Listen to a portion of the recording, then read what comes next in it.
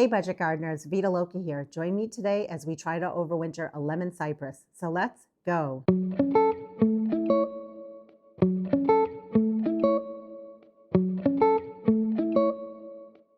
This, my friends, is called a Grump Tree. You can get it at Trader Joe's for $9.99. Although I believe Aldi or maybe other big box stores sell these during the holiday time for a very cheap discounted price. It's a great way to add to your lemon cypress collection or to start out with this plant, which for me will be my first time having it. I bought this as well as other plants from Trader Joe's, and I'll put a link to that video down below. And the main reason I bought this plant was so that I can put it out in a container pot for next year. But here's the tricky part for me, trying to get this to overwinter in my climate. I live in New Hampshire. I garden in USDA Zone 5B.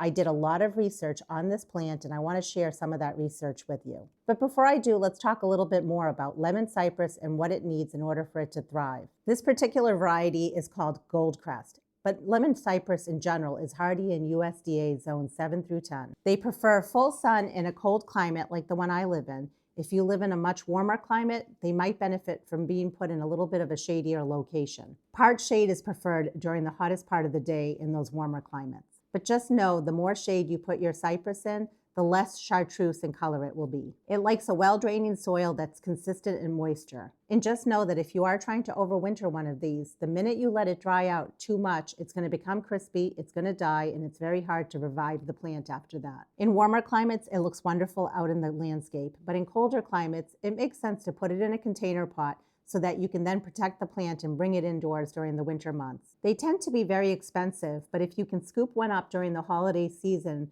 when the prices are not as bad, the key is being able to keep them alive during the winter months, and then you have a nice sized plant to work with in the springtime. So now let's talk about the overwintering piece, the piece that I did a lot of research on. Soil. Any potting mix will do, just make sure that it's well draining. And when you buy a small little lemon cypress like this one here, most likely it's going to be root bound or pot bound. So it's a good idea to take it out of the pot that it's in and pot it up just a little bit. It doesn't need to be a much larger size pot, just a larger pot than the one that it's currently in. Light. I've heard that lemon cypress needs 6 to 8 hours of sun during the winter months. And if they're not going to get the sun, then you want to put them under a grow light. And there are two main reasons for that. Number one, to keep their chartreuse color. And the second reason is so they don't get too leggy. So you can place it in a south-facing window where it's going to get the most amount of light. But remember, during the winter months, the sun is at its lowest point. So they're not going to get as much light as they probably need. Another option is to put them under a grow light. And I'll talk a little bit more later about my plans for this plant, what I'm going to be doing with it, where I'm going to be putting it, and whether or not I'm going to be giving it supplemental light.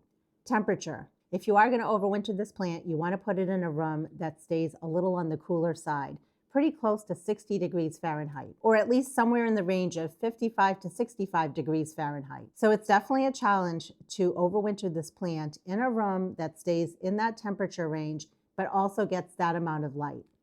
Moisture. You want to keep the soil evenly moist. You don't want it to dry out, but you also don't want it to be too wet.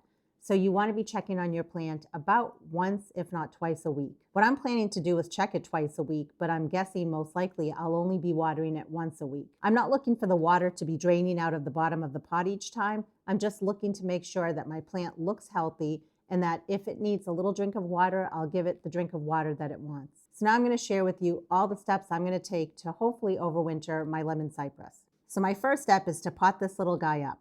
It really is the sweetest little thing, and you can see it has a little tag here that says Grump Tree.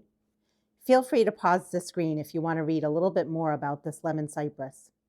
So we're just going to take off the little ornament. It's really cute. And then we're going to unravel the ribbon that's on here.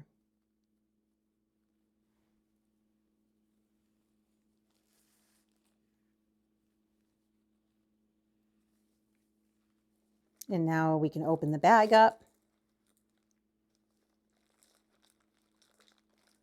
Now is a great time to go ahead and just fluff it up a little bit, just so it can breathe, and then remove it from its bag. Inside the bag, you can see that it was in a small size pot. So what we're going to be doing is bumping it up into a slightly larger pot that also has drainage holes in the bottom. The reason I want to do that is this plant is going to be in this pot for a number of months, so I want to allow it to grow and be happy. And then we can remove the ribbon from the bottom.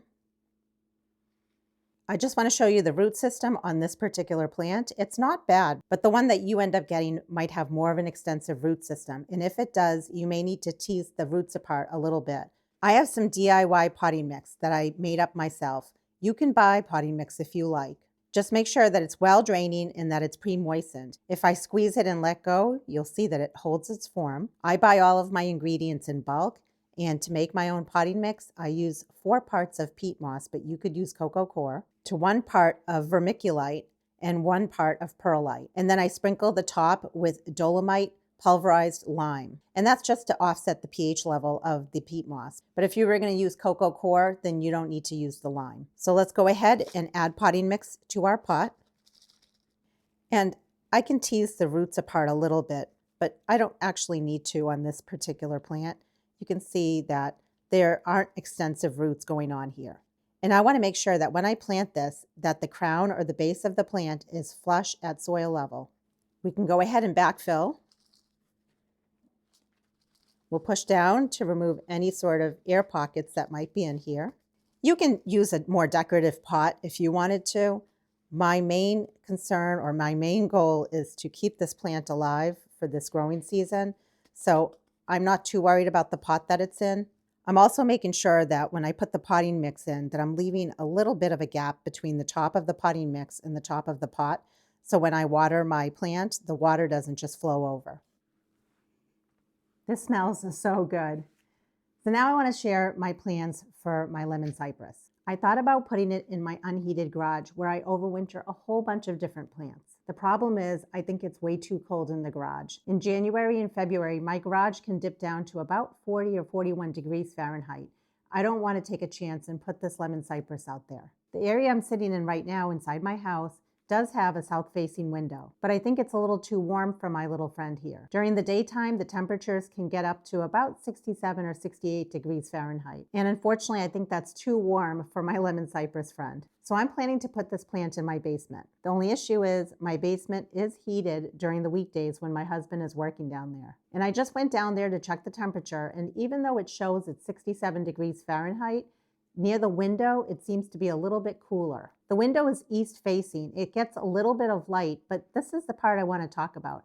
I am not too concerned about the light that this plant is going to get. I'm more concerned about the temperature. I don't want it to be too cold. I don't want it to be too hot. I'm also concerned about the moisture. I don't want this to dry out. So I plan on checking it once, if not twice a week, with the intent that it most likely will get watered once a week. And I thought really hard about the light situation. I was thinking about adding some grow lights, and then I thought, how much is that going to cost to run for 7 months just to keep this plant looking beautiful? And I researched it more in terms of its color. And what I found was, supposedly, once I bring this outside and I put it out in the sun, it should get back its nice golden color. So I'm guessing that without any supplemental light, this chartreuse color that we see right now will turn more of a green color for the winter months. And then the hope is once I bring it outside in the springtime, that it will then start to turn more of a yellow color. It may end up getting a little leggy because it's reaching for the light, but I should be able to fix that by trimming it and pruning it. If I find after a number of weeks that it's still too warm in the basement,